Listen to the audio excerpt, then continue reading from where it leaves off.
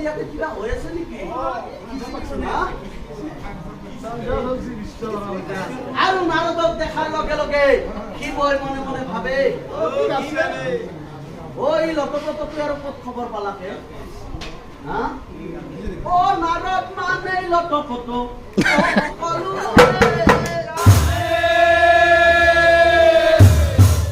নাৰদ ও তুমি আহিছা চাৰিওফালে আচুনিয়াতে বহা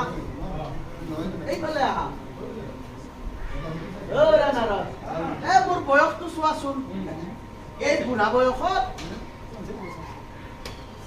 নাৰদ আচল কথাটো কি হৈ আছে